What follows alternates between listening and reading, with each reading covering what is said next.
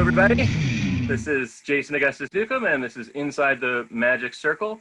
And today I'm interviewing ritualist and Gnostic priest Adley Nichols, who has been making a name for himself by studying the more obscure original versions of the Heptameron, that which is a system of invoking various entities in a fairly interesting and complicated way, and we'll talk about that a bit. But Adley, I'm excited to talk to him because he's part of a kind of a new generation of magicians who have begun their magical career in the more sort of, it's hard to say mainstream because there's nothing mainstream about the magical world, but within the sort of the stuff that you find immediately, but have delved deeper and deeper and tried to really get back to the ceremonial roots of the grimoire tradition, going back, fairly far. So Adley, thank you for being on here. Yeah, thanks for having me. No, I'm looking forward to having this conversation. The thing immediately so I know that you are a musician. You were in a band, correct? Yes. Yeah. Mm-hmm. And I know that you were in the Ordo Templi Orientis, the OTO, at first. Are you still a part of that group or no? Yeah. Oh yeah. An active member. Yeah, I'm an ordained priest there. Okay, so you're like Ecclesia Gnostica Catholic. You've gotten pretty far into the initiatory thing. You've gotten all the way through all the ones that you get to choose, and then you've been invited. Yeah, it through the Man of Earth, but when you say far, I mean some of these degrees take some serious time, so sort of. Well, I mean, the KEWs, I mean, you have to be that at least to be the priest, right? I don't want to get dirty into OTO stuff because not everybody really cares about that at all. But so what intrigues me is, well, first of all, how'd you get interested in magic in the first place? Oh, my wife, honestly. I was raised pretty strict Protestant Christian.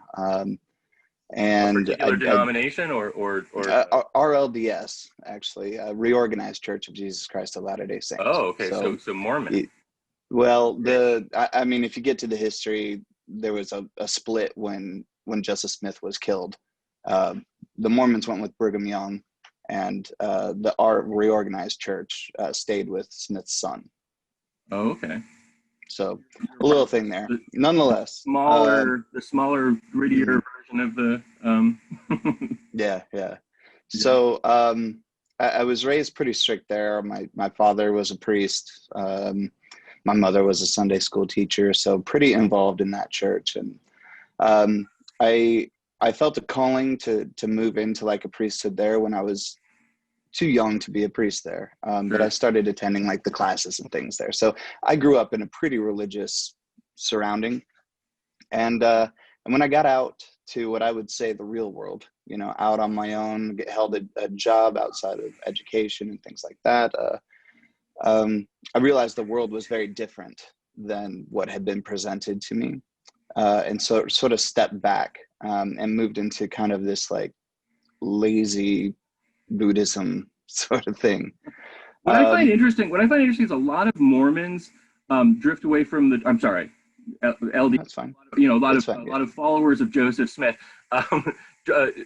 leave the fold, but don't become atheists, which that seems to be somewhat unique to that. Like there's a lot of magicians who are former members of the church, and so what do you think it is about your early upbringing that kept you sort of still on a spiritual path, even though you kind of abandoned that particular look?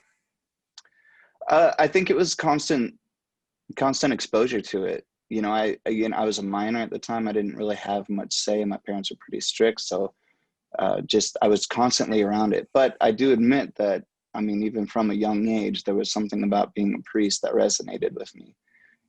Ironically, had I known then what I know now, that priesthood call still set through my adolescence and into my adulthood. And eventually I took up a priesthood, just not that priesthood. A very different priesthood in the Gnostic Catholic Church. But nonetheless, there was something about that that I identified very young, and that never went away.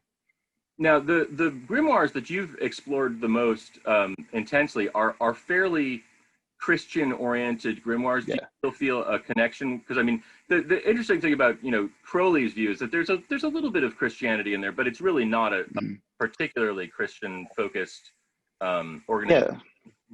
Yeah. My perspective is that it's an evolved Christianity. There's no doubt that it has its call from Christianity, and that it sort of takes its hold from a sort of a revelation perspective, right? A new prophecy, and sort of the perspective of the returning Christ as the individual and things like that. So you're saying Thelema is that way? Yeah. Well, Ecclesia Gnostica Catholica, their type of Thelema, because I mean, you don't have to be religious at all to be a Thelemite, Sure. But my call is definitely inside the EGC is my interest when it comes to like the priesthood stuff. But when it comes to Crowley and Magick, I have a lot of disagreement with him and his philosophy. I've got no beef with Thelema and what that is, but like his definition of magic, for example, I strongly disagree with. The type of magic. We'll get into that in a moment. I do want to sure talk about that in a sec, but I want to so you're in your early life you were strongly involved in your church, and then you moved to Thelema at some point within there, or Ecclesia Gnostica Catholica within the auspices, right? But you felt a call towards grimoires. What was there a book or a person that kind of took you in that direction? Yeah, actually it was Lon Malo Duquette came by town when we had our body here, and it was after he published his Enochian Vision Magic. Okay, yeah. And that was kind of my exposure to Enochian. And so I'm handy with wood and things like that. So I built myself a table and built myself all the tools, and started the work there. Over there. Right in this room. So it's funny because my practical exposure to Enochian was actually through Lon's earlier book on that same subject called The Enochian World of Aleister Crowley Sex Magic. But it has nothing to do with it. But it's a little book, and it basically is just Crowley had a section in the Equinox on the Enochian system of the Golden Dawn, he called it Libra Chanach, and it's sort of like this. It's very sparingly written, and so what Lon did in his book is basically actually kind of tells you how to utilize that information, but it's very short and it's very to the point, and it's very simple in a lot of ways. And so a lot of people in the 1990s, when that book was published, felt like Enochian was pretty easy to get into, and then surprise. Then Donald Tyson and ultimately a bunch of other people. The Jeffrey James book had already existed, but it was out of print and hard to find. And when that got a lot of people got excited about that. But so I mean, all of a sudden, it really opened up a lot more of the actual D material rather than the Golden Dawn material. Yeah. But and so Lon's second book on the subject incorporates a lot more of that. But it's interesting because Lon has been teaching an Enochian class for a million years, and obviously not a million years. I think I'm actually might be interviewing him in the next few days. But anyway, the what you got exposed to was much more grimoire-ic than what I initially got exposed to by the same author. And it's just kind of funny that just a few years changes people's perspective and changes the whole destiny of things.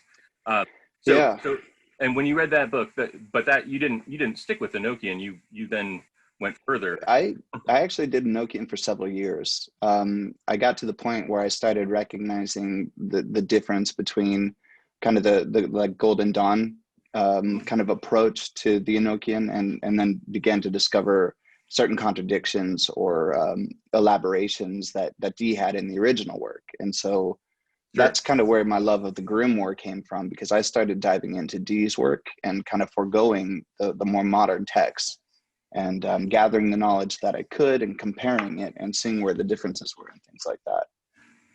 And this is a topic that I want to get to in a bit, but so let's talk about what you were bringing up in a little earlier when I just wanted to get a little bit more of the chronology of things. So now Mhm. you've been interested in Enochian for a bit, and then at what point did you discover the Heptameron and sort of move into that? So I was working with the angels quite a bit in the Enochian system, working through the Heptarchia, and eventually got kind of frustrated. Realized that I could actually contact the pretty much any angel through the board, not just what's described in the diaries and stuff. And so I actually started calling on the 7 planetary archangels, and I got into a point where I had asked, pretty much was working through a system and asking for something. I was young, I didn't have the foundation, I didn't have the finances, the struggles of a young person, right? Got their first house, got a low paying job, things like that. So I was struggling, and the angels, I had found that the angels really didn't deliver the things that I needed, the fundamental things that I needed in a way that I needed. I mean, they certainly manifested things, but not like I needed. And they started bringing me spirits under them. And after working this way for probably 6 to 8 months, Michael, in an Enochian vision we were having, Michael told me if I was going to continue in this manner that I needed to practice the Heptameron. And I didn't know what that was. Like, I knew the name, but I didn't own it. I didn't have the 4th book. I knew nothing about it. So I learned the Key of Solomon. Oh, okay, interesting. So you weren't familiar with Joseph Peterson's website and this? Not then. Oh, it's interesting, because I'm pretty sure it existed at that point. So yeah, this would have been being kept from you. So 2012. I want to put a pin in chronology for a second and talk about technology, because this is my fascination is actually practically what people are doing inside the Magic Circle. So when you were doing this work with basically the Enochian system, in which the Archangel Michael gave you a message to work with Heptameron, were you working alone, or were you working with other people, or how was? Yeah, I worked with other people and alone, both. I definitely have the operator mindset. Throughout my entire magical career, I struggled with the whole visionary side of things. I struggled getting outside of that operational side. So you like to be the person running the show and allowing someone else to make most of the time? Yeah, when I could, and that didn't always happen. So I always had these sort of subpar sort of experiences when no one else was available. I mean, when my wife was around, she could see things, like she'd go into a whole nother world, and it was amazing to hear her talk to me as she's submerged into this whole world and giving me messages. And when she wasn't around, it's just kind of like, I'm feeling things. Was it her vision that suggested Heptameron, or was it some other seer? No, this was working by myself. By yourself. And had you ever heard of Heptameron at all, or were you familiar with the work? I knew the name. I had never seen the text. I didn't know what the text was. At that time, my focus was John Dee, and so I was familiar with like the Key of Solomon.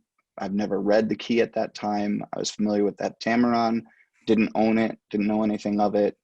That's the stage that I was at that time when I had received that message. So back to chronology now.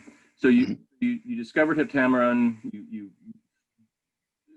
at first you were doing Key of Solomon stuff, but at some point you realized what Heptameron actually was. And at what point did you sort of begin to like actually set up that particular ritual space and work in that environment?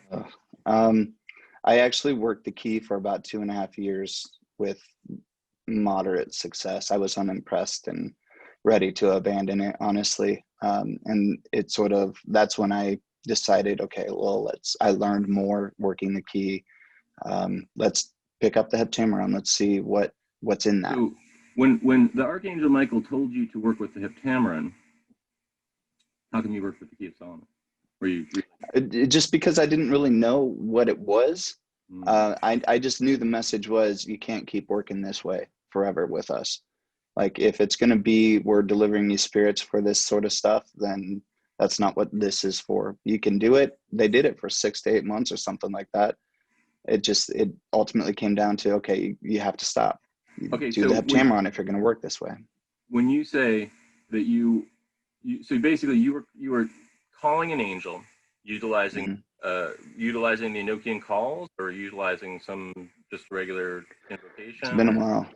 So this would have been let's see, I would have done like the opening prayers. It wouldn't have been the calls. At this time I was working the more purist type of stuff. Sure. So there were the prayers, the donning of the rings, and of the ring singular. And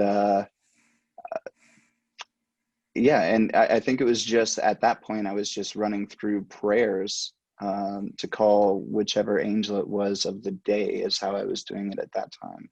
And so would you ask the angel to send a spirit, and what would that, would your seer then see a spirit? Like how you say there were lesser spirits that were kind of getting involved, but yeah, so at first I would ask for something, and I don't know, it might have been money or this, some basic thing that I needed at the time.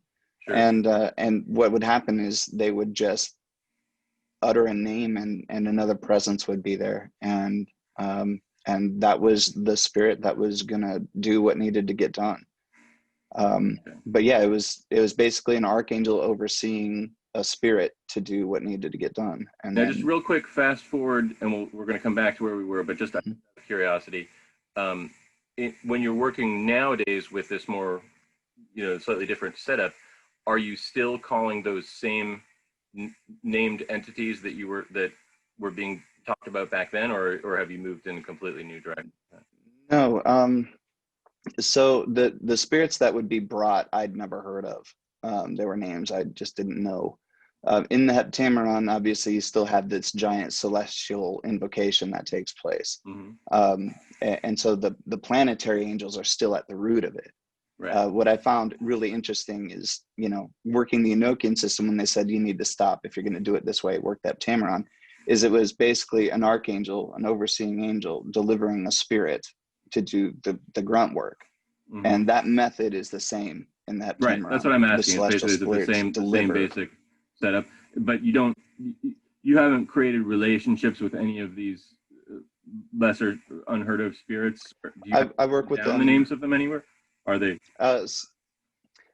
So what typically happens is the whole approach is the celestial hierarchy is invoked, and prayers are stated, and then you would call the king of the day. So there's a spirit that rules over the day, and they have ministers under them. In my findings, very rarely does the king or his ministers do the work. They actually appoint it to another spirit. So very regularly, I'm working with spirits I've never heard of before. We've moved to the Heptameron now. We're talking about that. Yes, we're talking the Heptameron. Or the Elucidarium, right? I mean, the Elucidarium is basically the same thing, the medieval source of the Heptameron. Right. They're very similar, so it's interchangeable. So you started exploring Heptameron, and when did you like really get that whole thing set up? I mean, were you sort of fusing the two together, or did you move completely in a new direction? No, I mean, like I said, I worked the key for a couple of years. I totally abandoned it. There was no more fusion. It was starting over. At that point, there are a few things in common in some of the versions of it, aren't there? Like some of the prayers and the yeah, the Key of Solomon has sources it's pretty much limited to like the operational aspects of the Heptameron. So like the blessing of the incense, or the lighting of the charcoal, and things like that. And of course, the purification and the donning of the robe, that's pretty universal. That's pretty much everywhere. Yep. And it's fairly limited though. So your perspective is a sort of a Gnostic Christianity with maybe a slight Aeon of the Child book is in there somewhere as well, right? Yeah, I'm pretty. Yeah, go ahead. Oh, no, go ahead. No, this is your interview. I was going to say I'm pretty good at compartmentalizing these things. Yes, in my personal work as a priest in the EGC, my love of the grimoires affects that. I will write rituals, for example, that are thelmic, that fit the view of the EGC, the religious perspective of the EGC, but they also fulfill the roles of the Psalmonic tradition. But I don't go in reverse. I don't bring the EGC back into the grimoire, for example. Okay, sure. If that makes sense. Yeah, because you like to work with the source material as it is rather than innovate. Right, yeah. Now, of course, there are innovations that are basically required in the modern world. You know, our world doesn't function quite the way that it functioned when they were writing these things, right? Animal skin and so forth. So, your perspective on, I guess what I'm trying to get at is, and this comes to your, I think your disagreement with Crowley on the essence of magic.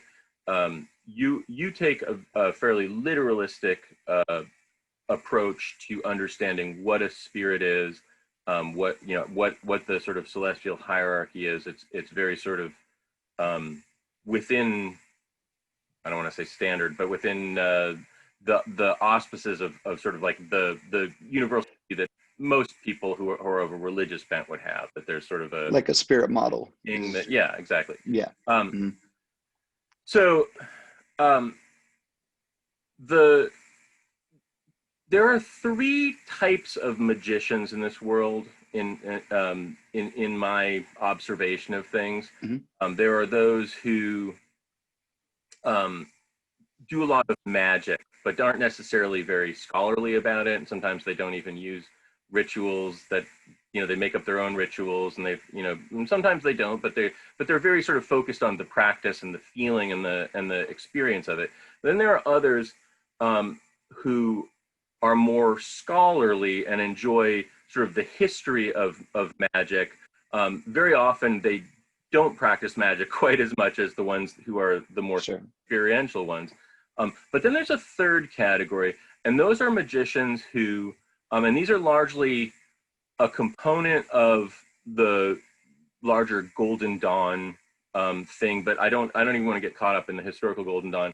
But because we can go back to all the way back to the ancient Gnosis, there are people who are trying to perfect themselves or evolve themselves or transform themselves into something more than human, and have that as their goal, and not necessarily to aggrandize themselves, but to connect with the divine in a way that changes their essential nature. And those first two can drift into that category to an extent, but they often are not really there because I'm too much time thinking, or they're spending too much time just sort of at the party. So where would you place yourself within those three, Paul? So I'm not really sure where I would fall, because I absolutely love the academic side. I live in it, but I also am swamped in practice of magic. These rituals of following the Heptameron and the Elucidarium, they're lengthy, 3 hour plus rituals, and How I'm often doing probably do you do a ritual like that? I'm doing at least, I'd say, 2 every waxing moon, at least. So I am always practicing, and I'm always crafting. Okay, well, 2 times every waxing moon, that's once a week for part of average. Yeah. So I don't do anything on the waning moons. Are there other practices that you also do, like meditation or frame rituals, like the Golden Dawn or the OTO uses? So I used to be really big on the OTO curriculum, you could say, the Crowley stuff. So meditation, pranayama, asana, doing your Libra 4 times a day, the pentagram rituals, the invoking and banishing daily, things like that. Through the course of my exposure through the OTO, those have dwindled because I have found things that work better for me personally, which comply honestly more towards what you see in the grimoires in a religious fashion. But they consist basically of like blessings, you know, like house blessings, or blessing myself, or blessing my pets. They more of what you'd see in like a religious context. So would you say that you have a daily prayer routine then, or anything? No, not Really? daily. As far as I get in granularity is I always do a house blessing after working. So that's Okay. on average, like we said, weekly. Right. I do seasonal. Inside the Heptameron, there are seasonal spirits, Yes. and at the equinoxes and solstices, I do little like blessings appropriate to them. I'll invoke them and ask for blessings through the season and stuff. It's just occurring to me that the Heptameron is something that I'm fairly familiar with, but I have the Mhm. feeling that some of the people that might end up watching this aren't going to be as familiar. So let's just talk about that for a second, because basically Sure. the Heptameron itself, and then tell me a little bit about variations in those earlier manuscripts. But the Heptameron itself is a grimoire that sort of gives sort of a daily practice, and this is a very common theme in older magical literature. There's sort of like a week of practices built into the structure of it. But what makes Heptameron interesting is that it has both like a seasonal a number of sort of entities that you slot into it at different times, and then it has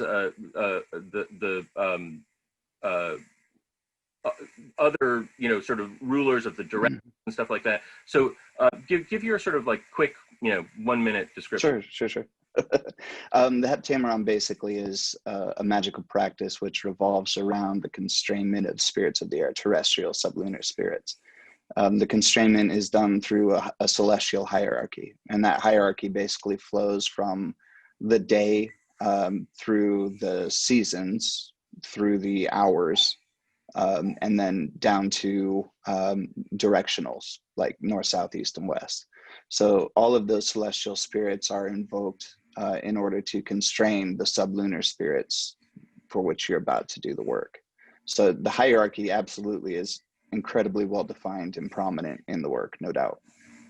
Now, the interesting thing to me about this sort of magical work is that we do see it, in a sense, going all the way back to the Greek magical papyri. Oh, sure, yeah. And even earlier than that. But what's fascinating to me about it is that there's very little connection amongst the names as time goes on. It's like the directions and the functions and the almost all of them are basically covered in one way or another. Historically, all from our earliest literature to our most modern literature, but all different names.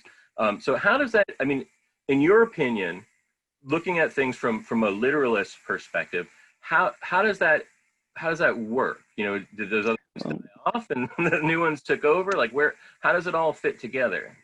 Well, I think, excuse me, for me, my perspective is understanding a very brief period in time and functioning within that period. So that's basically the late medieval era, and quite literally probably like 1300 to 1500. Like that's my window. And while I may have interest prior to that window and post that window, my interest fades fairly quickly. So for me, my perspective is really kind of honed in a particular time and understanding those couple hundred years and how they were practiced. So yeah, like the names of the kings, for example, we find them in Arabic literature as jinn kings, or jinn that rule the day, just like we see them preserved in that manner in the Elucidarium or the Heptameron. And just for clarification here, the Heptameron is an Elucidarium, it just has a different name. So we see like those names are consistent, and we see them in earlier Arabic literature. And considering, we're talking about these works tracing to like Constantinople, where there were wars for hundreds of years between the Roman Empire and the Arabic Empire. I mean, there is absolutely Arabic influence there. And I think it's safe to say, looking at from an academic perspective, that what's subjected in as these spirits are intended to be the Arabic spirits, whether they are or not. to me, that doesn't really matter that much, because I'm so focused. we're looking at Yeah. the cosmos, okay? Hmm. And there are groups of 4 spirits. Let's just isolate Sure. the 4 kings, okay? Which there are a few different versions of. There are numerous names. I know that you're saying that there's some consistency in places between them, but there are numerous names for 4 king entities. And sometimes it's the same names, but in different spots. Are those all the same thing? And if they're not, are they like quarreling over which one of them gets to rule in that spot? Like, where's the, when we get towards essence, what is happening? So I think this is where I turn to the academic stuff, because a lot of things I may think or feel, I suppose, but I wouldn't feel strong enough to say that they are this, or necessarily No, I even that don't. I don't inclined to care that. I don't care. I want to know what you think. Yeah, Because you're working with them, and I'm just curious. sure. Because, like, okay, so if I call a different king with a different name, is that the same, beingness that I'm calling, or am I calling Right. different beingness? That's just in your Personally, feeling, not sure. academically or not. You don't have to commit. You don't have to commit to Well, this belief a year from now either. I'm just curious where your sure. head is at right now. Yeah. A lot of my belief is based on the academic, so it's hard to separate there. But I believe that they're different, and that's because we see that they're different through different hierarchies. What's But used so, in the but so, how do all these different hierarchies work? Are they in different sure. dimensions? I mean, like, what is the, because here's the essence of my question, really. Because I Hmm. know for a fact, that there are people working today with a lot of different variations of things, and Sure. all of them get some results at least some of the time with what they're Hmm. doing. So there's action there, there's Yeah. things that are being pulled through. I know I had this conversation with another person on Facebook years ago, and they basically said, no, those other people who are doing it differently than me are crazy. Mine is the way. And that's okay. You can believe that, but it doesn't really Right. fit together. And then there's, like you mentioned, Buddhism. There's a whole other way of magic being conceived in those cultures that also calls upon the 4 directional entities Sure. in various ways. And so you feel that those are all they're not in competition, they're all just different things, and it all just works out, and we don't need to worry about it. So there's different hierarchies that are, for example, underneath different, I guess we could call them prime spirits. I'm sure you're familiar, and several of your listeners are familiar with, like, the big 3 names of Lucifer, Satan, and Beelzebub.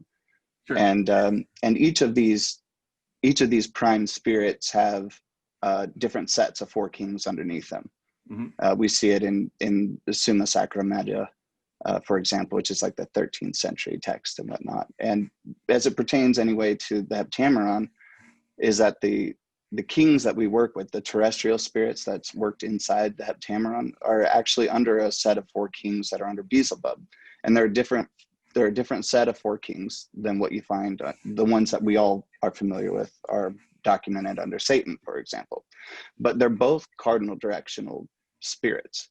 Okay. So I'm yeah, feeling you. I think it's personally it tells of more of an office than it does a spirit. And I mean, we see that too reflected in the celestial stuff too, where certain angels will appear in different offices. You'll see the same name show up in a season, Mm-hmm. as or even a minister of the day that shows up as a king or a ruler in another day. So yeah, I think there's some degree of shifting of offices that are held by different spirits at different times. One of the things that I think is interesting about the literature is the beings of the hours that Mm-hmm. again tend to have a great deal of variance in them. And so, are you saying that that the beings of the hours are underneath a celestial or a chthonic hierarchy that is equally there? Even though it's the same hour and it's an entity that is ruling that hour, they're just under a different sort of ultimate Sure. rulership, and they all Sure. function in if I get what you're asking. For example, you have angels, and I tend to generally just say spirit. So if we're talking later and I'm saying this, and I'll include terrestrial spirits or infernal spirits or aerial spirits and angels all kind of under this spirit thing. Sure. The angels, we'll just say for clarification, which rule the day, for example, and these are the Samuel for Tuesday or Gabriel for Monday, and etc.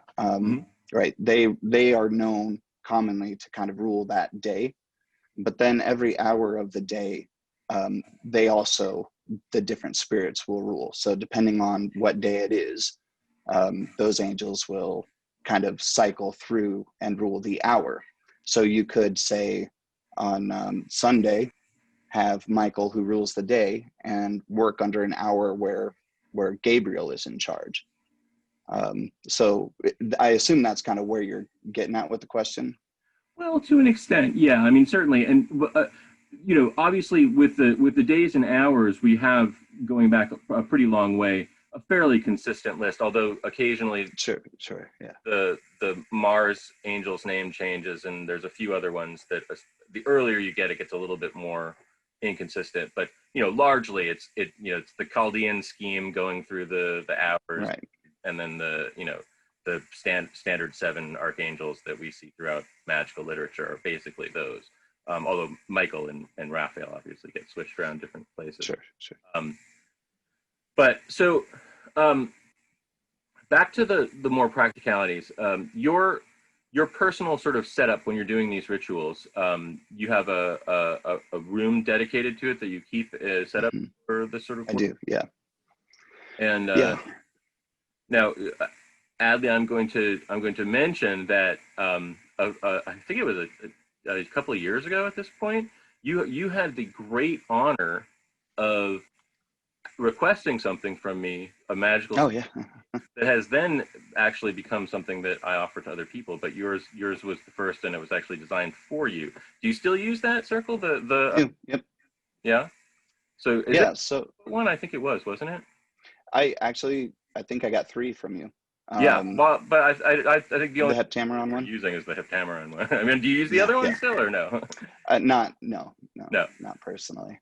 But yeah, so I mean, I had that Heptameron that was basically designed very closely to the diagram in the book, and you asked me to sort of make it a little bit further out so that you'd have more space within it and so forth. So anyone who looks at my my circles on Etsy, the Enochian Antiquarian, the Heptameron circle that is more smooth looking is actually for Adley Nichols.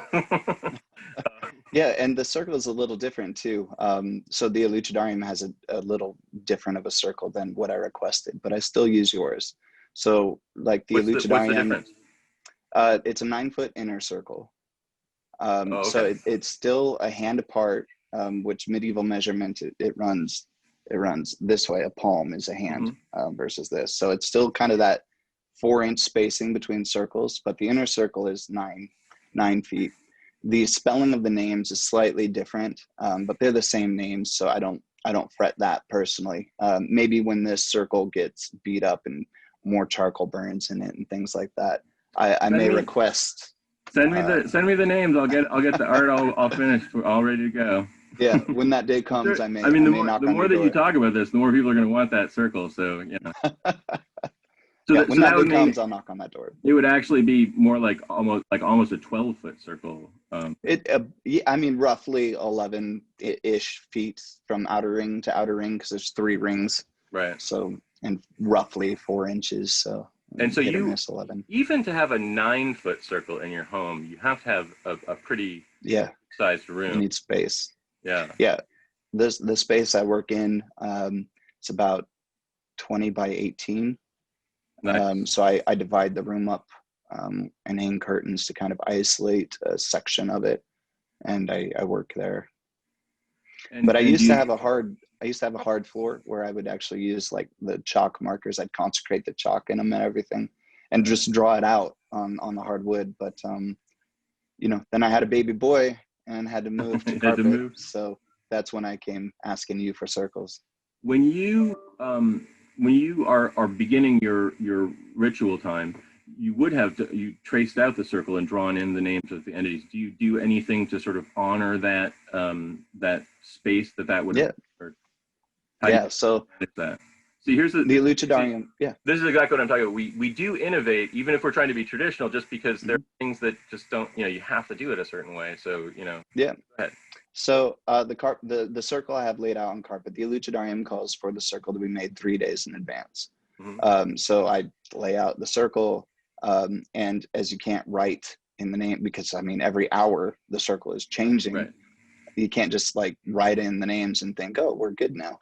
So after some experimentation, I discovered in Libra, which is one of the primary sources for the Elucidarium, that they write names outside the circle on parchment and place them outside the circle.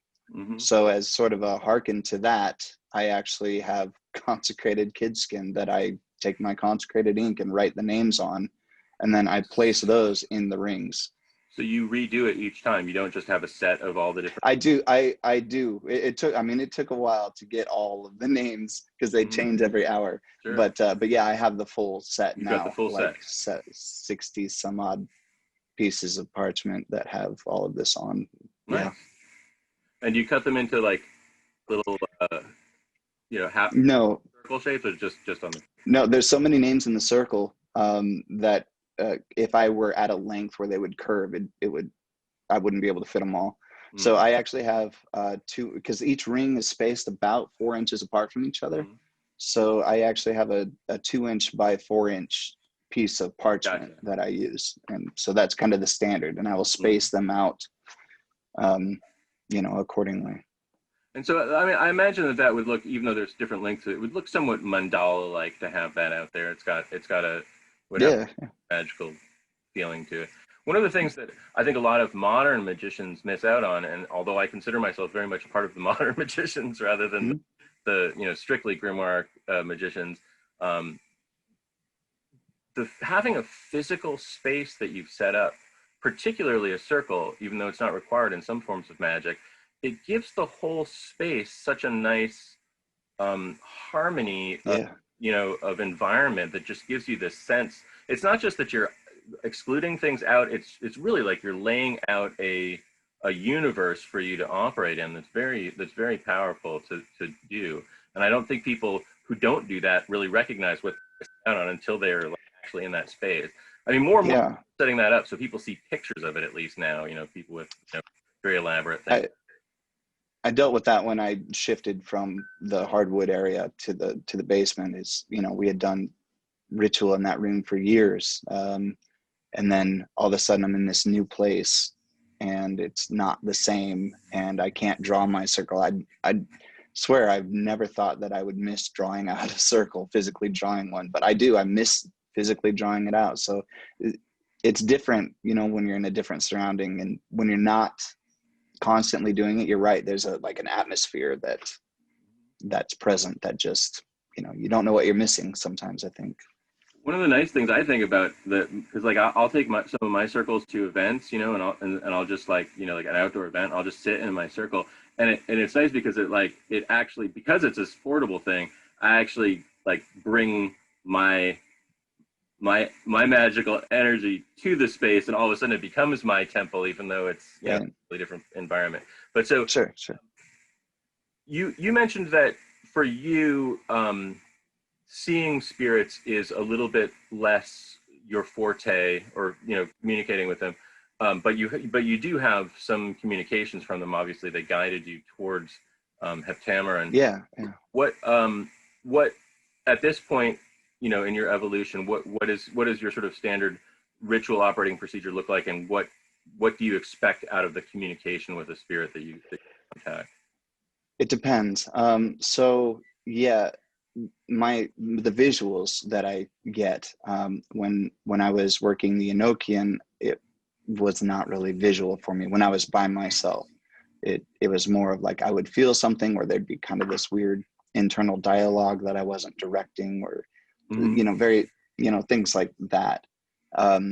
and it was very similar when working the key. But when I got into the Heptameron, and especially dived into the historical, like Elucidarium, that all changed. And I was able to see things like I personally have never seen before. So that is one thing. Do you utilize the Latin invocations, or do you? It depends. It depends. So there's parts that I'll do in Latin, and there are parts that I will do in English, and I will eventually do everything in Latin. You know, Joseph Peterson, for example, he's been working a lot of this stuff with the Elucidarium and whatnot, and he's got he's working on a release for 2021, which will be like a real comprehensive look in. And I will be going all the way Latin, but I'm waiting for his excellent translation. So you're saying I really should make that a Elucidarium circle? So so I basically, I guess what I'm trying to get at, and this goes kind of back to my question about the 3 different types of magicians. You're doing a ritual twice a month. What is your intention really with that ritual? I mean, are you always asking for something? Is it a more spiritual experience, or you know, is it something that again you're trying to in some way have them help you to evolve into a higher state? Sure. What is your? So I have I'm very religious, but I keep that outside of the magic. For me personally, the two, at least because of the way that I practice, the two are not the same. They don't go hand in hand for me in the way that I practice. That's not to say that it's that way for everyone. I must have you elaborate on what you mean by that. What, like when you say in the way you practice, magic and religion aren't connected, what exactly are you saying? Like the magic is exclusively to kind of like make spirits do stuff. There's no spirit to it whatsoever. Is that what you're saying? Right. Yeah. Okay. The religious part of it is actually left to a priest. The consecration, you get water from a priest. You have a priest bless the incense. You don't do any of that stuff. The sword is consecrated by a priest. The magician doesn't do those things. I have this balance where, like I said, I am a Gnostic priest, and I have this religious side of me that I do practice, but the two don't really mix that well. So all I really do when the religious part of me comes into the grimoire side, it's almost exclusively for consecration. But yeah, it seems that the magician does magician things and the priests do priestly things. So, but I mean, so what I mean, I know, you know, I'm not going to get into specific what you want out of it, but so you always have a practical intention behind every ritual that you're doing. A lot of the rituals that I do are for clients. Okay, there we go. So you have, and that keeps me fairly busy, but I consistently do work for myself and my family too. So I mean, it's a mixture of the two, but it's always for the needs that I have. In one session, more than one client handled, or just one client? It depends. Almost exclusively, it is one client at a time, because clients need very different things. The terrestrial spirits are not planetary to the extent that the celestial spirits are often classified. You know, we have kind of these, like the third book and the fourth book of occult, the 3 books of occult philosophy kind of group in sort of these standard themes that are planetary. You know, Jupiter is like for fortune, and Venus is for love and passion, and you know, the usual stuff. The terrestrial spirits, at least pertaining to the Elucidarium and Heptameron, they overlap a lot. Even in the gist, the quick one sentence account for what they do, a lot of them do the same thing. So they're constrained by celestial hierarchy that pertains to like planetary, but they themselves really aren't. So depending on what the client needs, if I have one client that needs a lawsuit one, versus another client who needs health or healing, those would be 2 different workings, because the celestial side requires that observance. So let's say you have a client who wants to win a lawsuit. Sure. You lay out all your parchments, you light candles, you do your prayers. At a certain point, there's like the spirit is there, right? Are you having a conversation with that spirit, or are you just sort of saying, "Hey, Yeah. do this for the client," right? No, there's a whole science to it. The sort of agreement that is made, what needs to be said, the constrainment in and of itself, like I'm asking it to do these things in this way and to do these things and make sure that they're not done in this other way, to manipulate the odds for success. I need this client healed, or this client needs money for reconstruction or something like that, right? I want to be sure that when the task is set upon the spirit, that the spirit knows that success by certain things is not acceptable, and that does not account for success. The constrainment is very meticulous, and that's where I think when it comes time to talk to the spirits, I think that's where the real work is. And are the spirits talking back to you and going, you can have this, but you can't have that? I mean, is there a negotiation happening in your spiritual ability, or is it just basically you're giving instructions and you know it's going to work out? The only time I've had rejection, that notes that it is possible, is when I'm being told that it's not in their office to do. Mm-hmm. So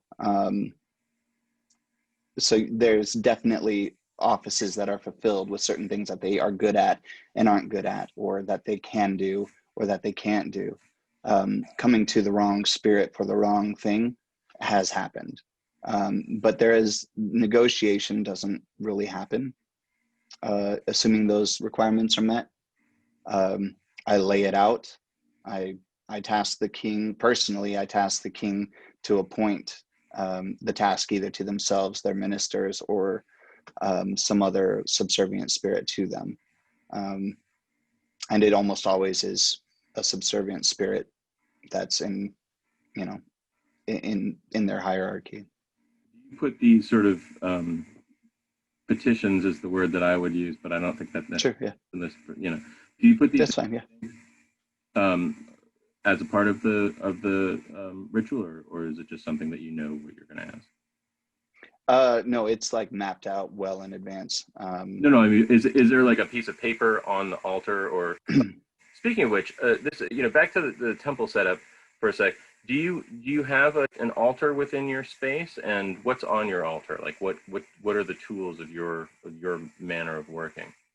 Sure. So, excuse me. Most of the time I work by myself.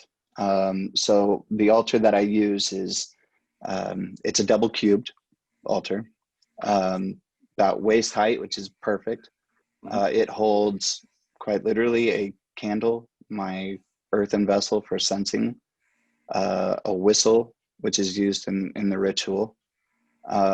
It holds pentacles that are used for calling the angels.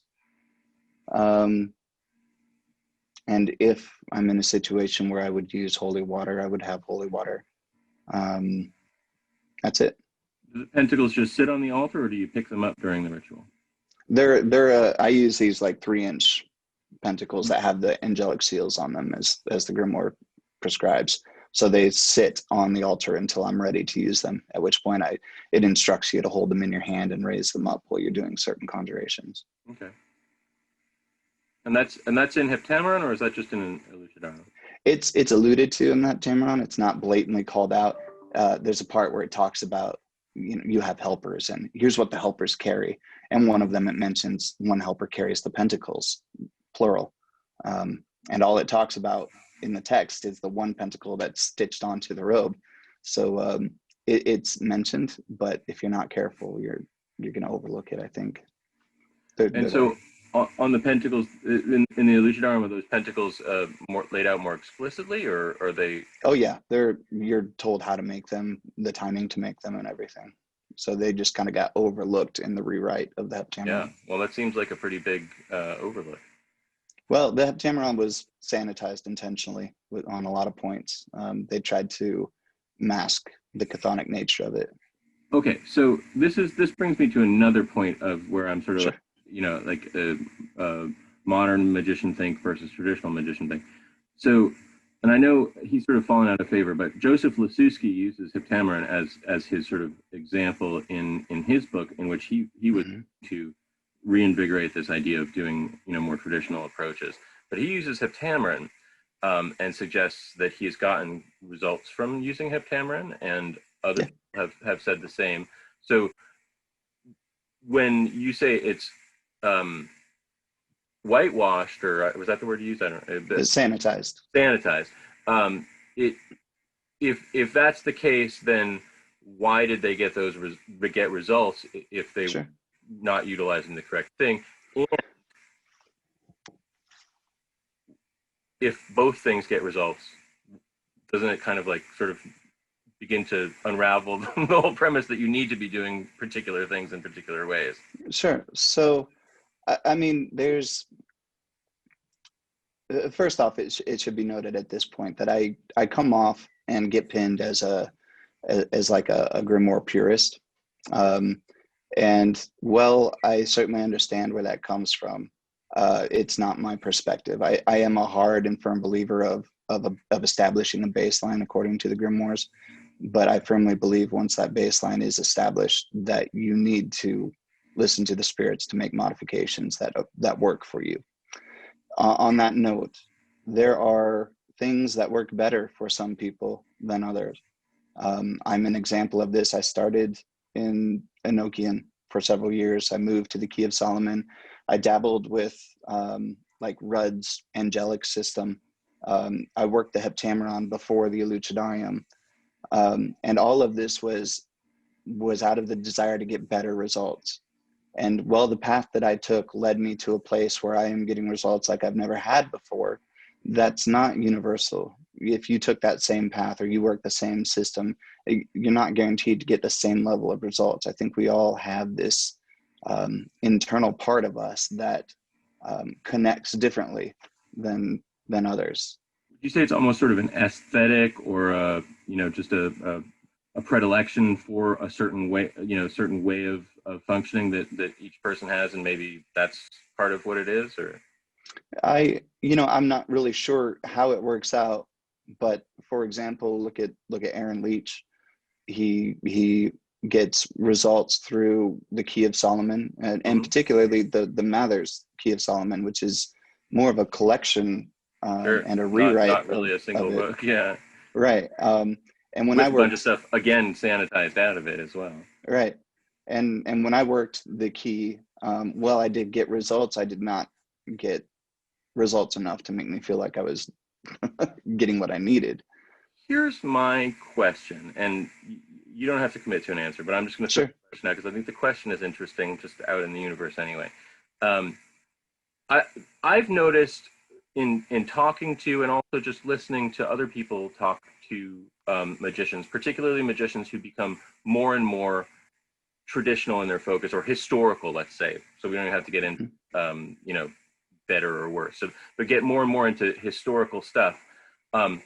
They say, well, I started here. I started as a Wiccan, and then I went and did this, and then I did this. But it wasn't until I found yada yada that I really started seeing amazing results. And so I mean, like Aaron Leach, Key of Solomon, you, Elucidarium,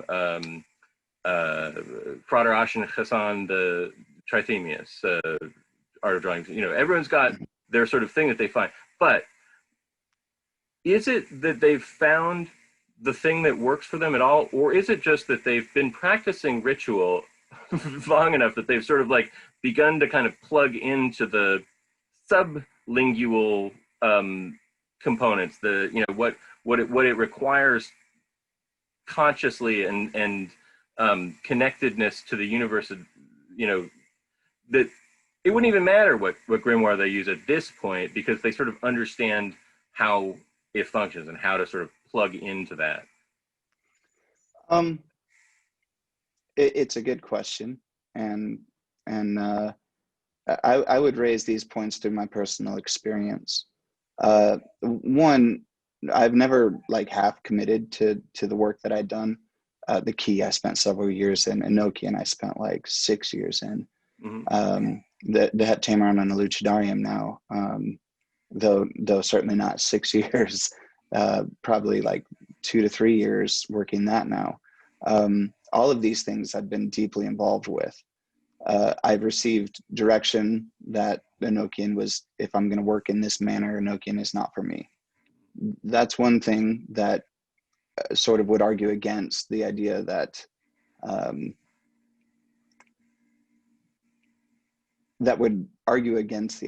sort of you just plug in and kind of you've got the experience and you know how to adapt to it.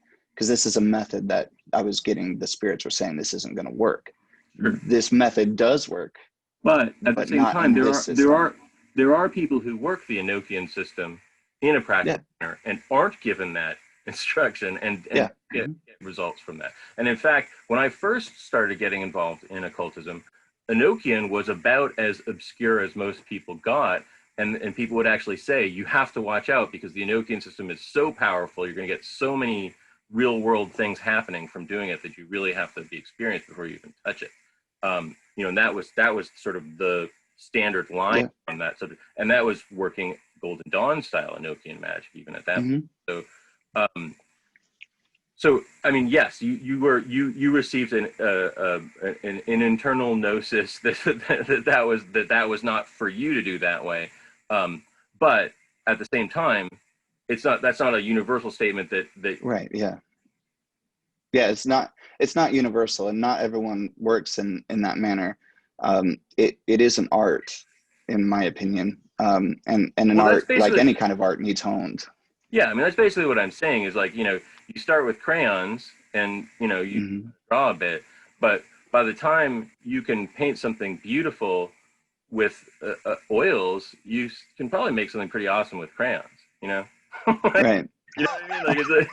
Like, the whole process is teaching you various things, and even though you may drift from one aspect to another, ultimately the essence of it is really about connecting with that which is beyond your ego consciousness. And, you know, let's get back to Crowley. Why you don't like his definition of magic? Sure. Okay, so magic, the science and art of causing change to occur in conformity with will. And he has all these postulates to go with it. Book 4, if anyone's interested. So it's not that I think that that's not a thing. It's just I argue that that's not magic in the sense of how I would see it. So not to say that it's not magic universally. Obviously, if people want to center that around magic and go that route, that's totally fine. But when I think magic and the magic that I work, that's not what I'm talking about. That to me develops inside, that the ability to make things happen in conformity with will develops within me individually in a religious manner, as opposed to like a magical task. Now, part of magic, how I work it, like in the grimoires, can fit into that if the goal is to make X happen in conformity with what I want. Right. And well, we say will is not unanimous with want, but within a will, you're intending something, right, which is will, and that can fit into the predation that Crowley calls magic. But simply, you know, good hygiene, for example, well, that fits into that predation as well. Brushing your teeth and getting a glass of water, things like that, is also making things happen in conformity with your will. And so I personally draw a line there. The form of what I kind of call lodge magic, the LBRP, Lesser Ritual, the pentagram, or the star ruby and things like that. Well, he calls that magic, and well, it certainly can be magic. I don't, the results that I've gotten through that do not compare to the results that I've gotten through the traditional magic that I do. Things like that. Well, again, I think those frame rituals really are more about, as you were saying, religiosity or spiritual, opening to spirituality, rather than creating things with, you know, intending things to happen. I mean, the LBRP is not something that you can utilize to win a lawsuit. It just isn't Right. So when a component of it. I mentioned earlier, I set a lot of those rituals aside. I was doing these daily, Mhm. the Libra Resh, which is an adoration. I have found adorations that work better for me, which are more in a religious sense than what you would see through, standing outside looking at the sun and saying the words. The house blessings and things like that, I've replaced the LBRP with, and some things people like might that. some people might have the same sort of religious experience that you're talking about through doing Yeah. ancient Right. No, nothing I'm rituals like saying that. here is like an objective statement. I mean, this entire combo is No, really yeah, about like no, the and that's what personal perspective. it's about your experience. I just I want to know what your experience is like and how it is, but I just I don't want to have people feel that either of us are saying that Right. Yeah. Yeah. if Libra Resh makes you feel connected to the divine, that there's anything wrong with that. The whole point is to make it work. So Right. if that works and it's optimized, then do it. I mean, why wouldn't you? I mean, that's the whole reason I went on my journey with the grimoires, is to find things that worked better. And That I found them. I made you happen to feel be a that. Thelemite who kind of plays down the kind of plays down the lodge magic framework, who kind of plays down the Crowley's magic definition. Well, that is certainly a thing that's very important. It's just, I'm not a So that typical Thelemite. So that Yes. magic definition, I feel like that and a couple other things, like in his introduction to the Goetia, he talks about how the Goetic demons Psychological. different parts of the mind. I don't feel like that is really representative of his perspective on magic entirely at all. Like that, I mean, the definition of magic that we see in Magic and Theory and Practice, or Book 4, whatever you want to call it, it's really intended to speak to an atheistic or agnostic audience that isn't going to be resonating with a bunch of weird, woo-woo. And so he's trying to say, look, magic is all this as well. Mm-hmm. I don't think that he's trying to say that everyone who brushes their teeth is a master magician. That's not Right, yeah. those two things don't necessarily equate with one another. And so I'm curious. I'm assuming that you've read Magic and Theory and Practice. Oh yeah, yeah. In terms of the actual magical suggestions that are within that book, in terms of ritual sort of behaviors and stuff, how much of that do you feel actually continues to influence you at all, or have you completely abandoned Very, very little. Most of the magic content of Crowley, outside of the prime purpose of discovering and accomplishing one's true will, it no longer means to me what it used to, and that's not to say that it's not significant. It's a part of why I'm a priest. It's like it does not, the priesthood does not mean to me what it means to a lot of people, but the being in a position where you can assist people who have that framework, who develop themselves through that framework and fill essentially an office, is significant. And I have my own religious preferences and perspective even inside the EGC, but the role is more than just being a person. It's a social construct that serves a purpose for others too. How long did the Crowleyan, for want of a better word, definitions and practices of magic, how long was that significant for you before you sort of moved? Because you started off in this LDS community, yeah, and then you moved. How long was that a big component? 2009 is when I took my initiation there. I also took my initiation the same year in Gardnerian Wicca. So 2009, I've been involved with the order since 2009. And I would say I was a hard atheist through most of that. Probably into that 4th degree, I'd been in the order for 6 or more years, 7 years. Man, a long time, a majority of it. When you quit your familial religion, you became an atheist, but you still joined OTO. Yeah, the perspective I had was very psychological. Okay. God was not a role was not like a theistic perspective. And I still have that perspective that God is kind of this big abstract construct. You say, do you believe in a creator? Like, I inherently believe in the chaos that existed in the universe that resulted in our creation. And yes, that's worthy of adoration to me. But to a lot of theists, I think I'd be considered an atheist, but I just, I think I cringe more with the atheistic side than I do the theistic. So I just kind of play it as if on balance, you lean more the other way. Yeah, it depends who I'm talking to. Sure. I mean, absolutely. A lot of times I'm a self-help writer when I'm talking to parents of my kids. I feel like we've kind of covered a lot of stuff, and I don't want to go too much more with you, because I know that we both have to take care of our families and so forth. But I want to talk a bit about your Adley's Magick, the things that you. Oh, sure. So you sell a number of sort of oils and magical things. How does that all?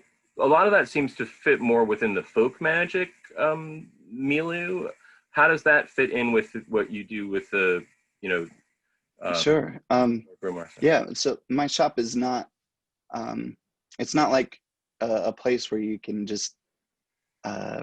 It's not like a place that I kind of mold for people just to buy all the grimoire stuff. It's a reflection of my practice. So it changes. The conjuration candles, for example, they're these candles that have the conjuration of the day that we see in the heptameron on them, and the seal of the archangel is drawn with consecrated ink, and they're blessed and stuff. And when I discovered the change from Michael to Raphael and the sun, those changed.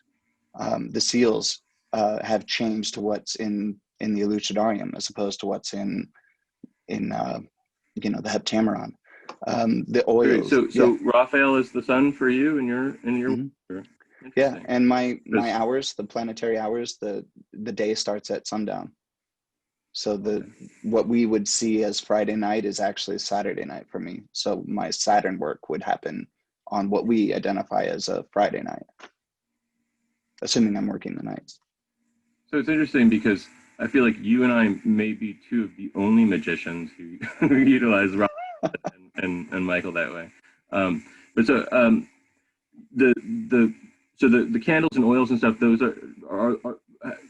are separate from the heptameron workings or Elucidarium workings that you're doing for clients. Like those are handled at another ceremonial time, or how does that all work? So this is just an example with the candles. Razialis, the Sefer Razialis, is a kind of a collection of books, but was highly influential on the heptameron and the Elucidarium. And within its text, even though the books don't all play nice together, it's not a workable grimoire, but there's a ton of information in there about working with the same kind of hierarchical reflection is taken from the angels to the seasons and things like that. And incenses are assigned to each of these. Different concoctions of incenses are assigned to the seasonal angels, for example. Different ones are assigned for different days, things like that. And so I actually make those as well. And when I do, like I said, my seasonal ritual that happens on the equinoxes and solstices or near them, I use those incenses. So when I'm doing informal work, be it a blessing or an offering or whatever, I'll use the incenses of the day for the angels. The incenses that we see in the Elucidarium and heptameron are explicitly for those sublunar spirits. So the celestial incenses are very different too. So these are things that I make because I use them and I enjoy making them. And a lot of people enjoy them too. Same with the oil. There's a method prescribed in Razialis about how to scent and how to perfume as a ritual in and of itself. And it mentions anointing yourself with an oil before you sense. So it lists an example of an oil, and I make that too. So the things that I make, and I have here's a good example too.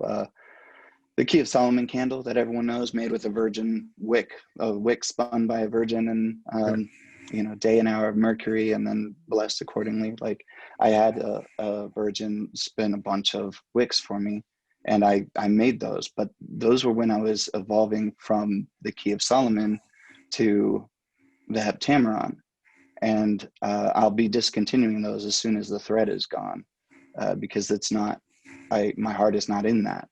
So my shop is fairly dynamic, but it's built upon me and my practice.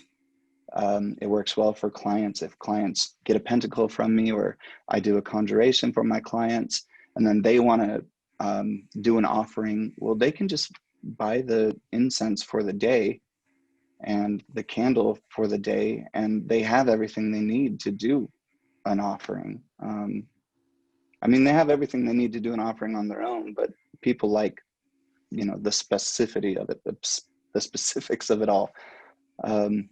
So yeah, it's a reflection of me. My heart is in the work that I do, and my shop is a reflection of the work that I do. There's no guarantee of what's on there will be on there in a year or two, depending on what I'm doing. So Well, that's cool. yeah, It's funny because I kind of have the opposite perspective in a lot of ways. Like I leave the trail of all the places that I've been, and people sure. can still go down that trail if they want to, because I don't want to stop them. And like Mm-hmm. I put a lot of effort into making some of the things that I've made, so it's like I'm continue to offer those things, even if they have nothing to do with anything that I would ever be a part of at this point. Right. But It's the same like the pentacles. People love the Key of Solomon pentacles, and I'm trying to distance myself from those because that's not the way that I work. But if someone came to me and wanted a Key of Solomon pentacle, that's I have the capability to make it. Same when I stopped using these candles, stopped selling these candles. If someone wanted one, if I could acquire the tools, I have the skills to do it. It's just not going to be on my shop. I'm crafty in the stuff that I do. I'm capable of doing a lot, but what my shop is what I do. They're kind of tied. So, if you had a client who wanted something from you and it was very time-based, and you were completely out of candles and out of all the stuff that you normally use, do you feel like you could not do your work with just a regular candle that you got from a store? Would that completely like outside of your abilities, or what would that look like? I would probably refuse or delay it if possible. No, I'm talking like this is a person, he's going to court tomorrow and he needs you to do that thing tonight because he's and he's a longtime client who wants you to just. So I've had one situation where that was happening. There was like 3 days before the judge made his call, and I was not prepared. And I agreed reluctantly under the premise only that they fully understood that this is not the way that I work, and that they understand because of that. I can't. It's unfamiliar territory to me, but I will do my best. And so yes, I certainly can, with hesitation and total transparency in my confidence or lack thereof. I'd be sure that they know exactly what they're in store for. Did it work out for the person or not?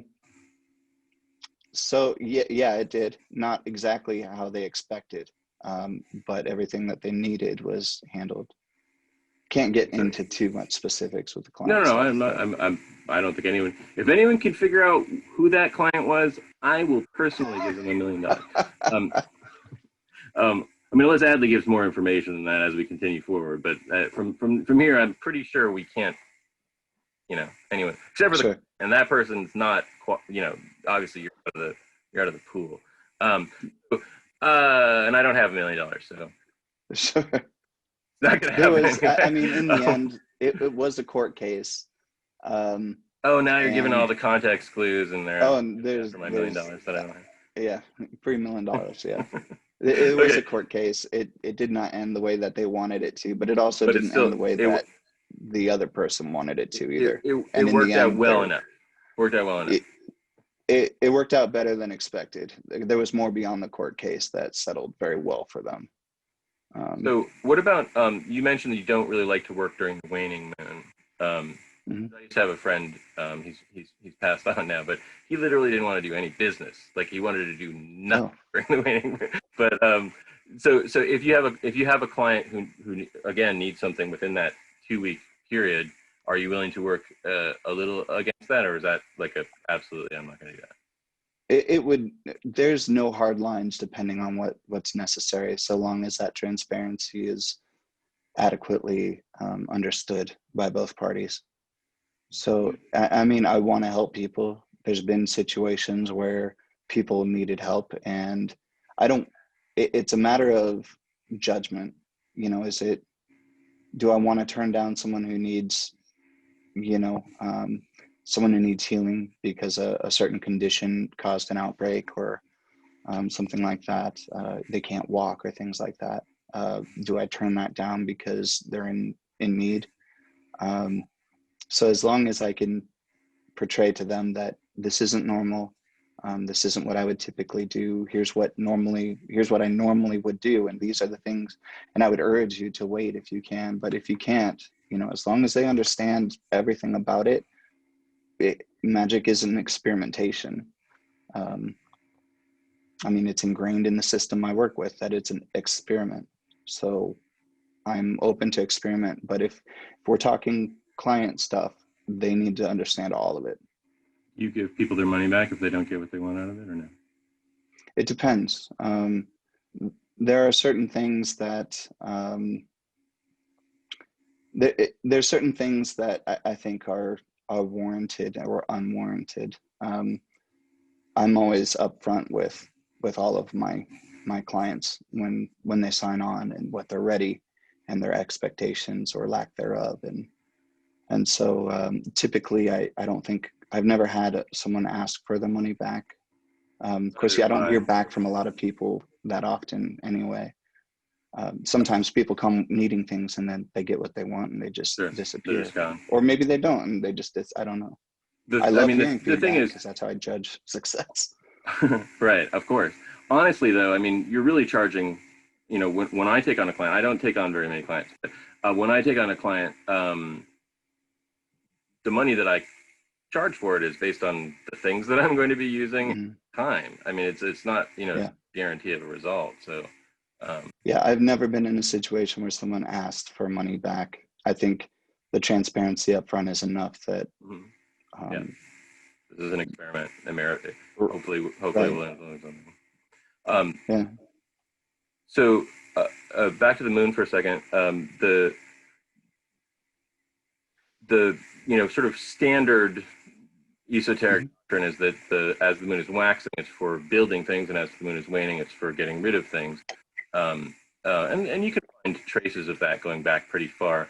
If you were doing an operation during the waning moon, do you think that you would try and frame it more in a, you know, getting rid of something rather than, or because these spirits aren't really lunar in any way, you don't worry about it? No, I have worked on the waning moon. In fact, some of the best responses I've got was on the waning moon. It was rejection in the end, but so I was actually working with my wife on this, because when I started working the Elucidarium, we were having problems because she would wake up in the middle of the night with spirit, like activity in the house would go nuts. And she's so, like, she dives into this world, and I think sometimes, whether she wants to or not, sometimes the world may come to her. And so I was working on trying to figure out a way that I could constrain the spirit and its activity to where I was actually doing the working. And I had spoken to several spirits at this point, done several conjurations with different, you know, some on Sunday and some on, anyway, it ultimately came down to a working we did on Friday. And I got this response of using this seal, and it had Aniel's name, and I didn't understand why this would keep spirits in a room. It was like you were supposed to post them on the walls and on the floor and stuff, and wherever the spirit was conjured, that it would stay inside that kind of like chamber sort of thing. Okay. And I didn't understand why Aniel, like the joy, they're like, it's a respect thing, that no one would trespass against the joy of the Lord or something like that. And I needed more information, because is it just when I work with Venus spirits that Aniel goes up? Do I change that with different, you know, angels and whatnot? Like, so the wax, or the waning moon came, and I decided, well, I don't want to wait. Let's conjure up and see if we can get more info on this. And she they showed up. She is like hearing these spirits talking to her. They were mad. I'm asking for, this information.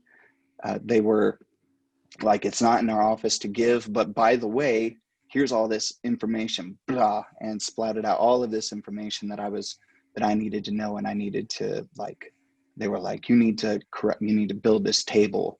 And I'm thinking, like, you're telling me like some John D stuff here. Like, I've got to build a table. Like, what is this? They're like, you need to correct the table, because by the corrections, the spirits are constrained and blah, blah, blah. Like, this is not what I went in this ritual for. Mm-hmm. And they're giving me all of this info, and she's drawing out like this septagram and whatnot and telling me this table. And so I'm thinking, like, they're telling me some John D crap and I don't understand. They were mad. She was mad. Everyone was mad. Turns out that this all turned out to be like a crucial thing where the table, they're like, it by a wheel, or it by a table. Build this wheel, it by a table. And turned out that I was directed to this contact with Alex, Alex Glitch Bottle Alex. And Alex knew about an Elucidarium from someone he had podcasted with earlier. And he was able to get the link and got it to Joseph Peterson. And Peterson started noting certain things about spirits and the switch between the sun and Mercury. And all of a sudden it occurred to me that the table that I needed to build was actually a chart. It was a table of correspondences that needed corrected. And so anyway, all this big stuff happened. So there's definitely something there on the waning moon. In the end, that's what this was all about, the waning moon. There's something there on the waning moon. Whoa, that was a nice little... That's a cat, not a spirit. I have a kitten that climbed up a tree and decided to break an ornament just now. That's number 2 tonight. That's funny. But yeah, there's definitely something there. The offices are different. I know that because I had just spoke to these people a week before, and the answer I'm getting now with the waning moon is like, no, you need the day shift. The day shift does that stuff. We're the night shift, and we do these other things. So pay attention. Here's what you need. So we've gone a little bit over time here, so I kind of want to wrap things up. Sure. But before I let you go, because I mentioned this before, you did an interview with Glitch Bottle a little while ago. Just mentioned him, and you touched upon this thing, and you just went right past it because you were more concerned with the manuscripts and stuff. Which that's an interesting interview. It's much more of a historical perspective on this stuff than what we've been. Yeah. But totally different interview. Very, very interesting stuff as well. So people should check that out. But you mentioned that you were early on in your switch over, you were doing a ritual and you felt like there was flooding going on around you, but it wasn't actually happening. So tell me about that experience a little bit more. So I mentioned earlier in our talk about how, as I moved into the Elucidarium and Heptameron, how vision became much easier and way more common. That was the first experiences. I was working with some martial aspects, and I just swear to God, there was a running river running through my basement. And, I said earlier, I had my room kind of segmented because of the size. And some of my listeners are going to want to know, were you on shrooms at the time, or? No, actually, no. Some people, they do the whole drug thing with it, and I'm not judging that. I don't even use a scrying device. It's just, I see what I see, or hopefully my wife, Catherine, sees what she sees and then tells me, because it's always better through her. But yeah, these running rivers, swear to God, leaned back to try to peer through my divider because my basement is flooded before. It was insane, just constant, like a rushing river, but nothing was there. Didn't stop the sound though. Okay, so what's interesting to me about that is there's and this you can find this in people's reports of things going way back into history. There's a tendency when a person is about to have an out-of-body experience that there are a number of sort of auditory telltale signs, and one of them is that sort of rushing, watery thing. So, I mean, what I'm wondering is if you may have been sort of opening up your, inner body to something, and because I mean that's a very frequent occurrence to me when I'm about to have an out-of-body experience, is that I will feel like there's a jet plane like right behind my head, starting to make that a similar sound to like a water flowing sound, but obviously it's slightly different. But would you say that you were feeling super integrated with your body at that time, or were you feeling sort of more like you were moving into I never feel like I'm outside of my body. I am no, not outside of your grounded. body, just loosening your connection understand. with the material world, Right. So you have this lucid state that we function in when we're working, we're doing our normal day-to-day state, right? And then you have sort of like meditation can trigger it, or a number of things where you sort of become like semi-lucid or eventually just detached altogether. Those things don't happen to me. Like I rarely even dream. Like like I said, I'm always kind of like in that operating stature. I'm always analyzing, I'm always grounded. I remember hearing it and just, I was as grounded as ever with this. Well, one of the things that I think a lot of people don't realize about altered states is that you don't necessarily feel functionally different. You just are. Sure. If you start paying attention to certain things within your consciousness, you start to notice that, oh, this isn't quite the way normal things are. But I'm not telling you that, I'm not trying to, right. to I don't know or the diagnose. ins and outs of it. But I'm curious, when you're doing your rituals, do you find while doing them, are you saying, I could have said that better. Oh, I don't know if this is going to work because is that kind of stuff running through your mind, or are you just concentrating on what you're doing? No, I mean, those things go through my mind. I am. So you still have a lot of questioning self-critical. things. Oh yeah, through the whole thing, I'm in analyze mode.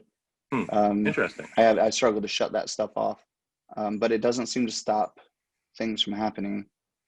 I mean, that's interesting, because I think that's an unusual state of affairs. I think most people who are feeling like they're getting a lot of really good results, that critical factor has somewhat diminished. Yeah, well, I mean, I think through my work, I'm mostly, I've said this expression before, sort of dead to this like lucid or semi-lucid state. And that's why I love when my wife can join me and see these things, because she goes right into it and I don't have to worry about any of that stuff. She doesn't want to know anything about what we're working with, or she's not a Psalmonic practitioner like I am.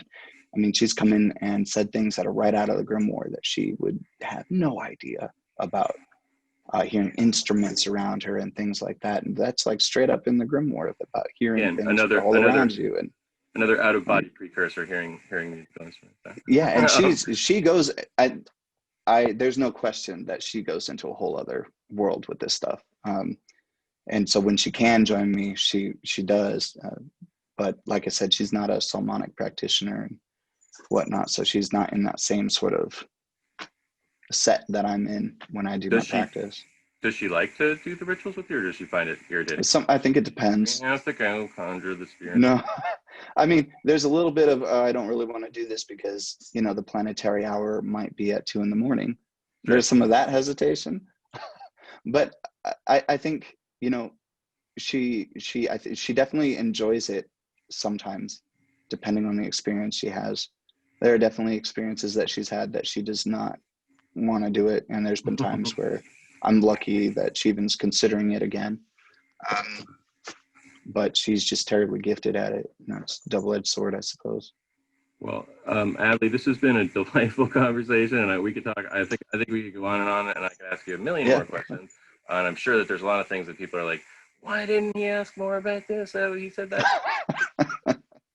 Folks, we gotta wrap it up at some point. So again, your website is called adleysmagic.com. Is that correct? Yep.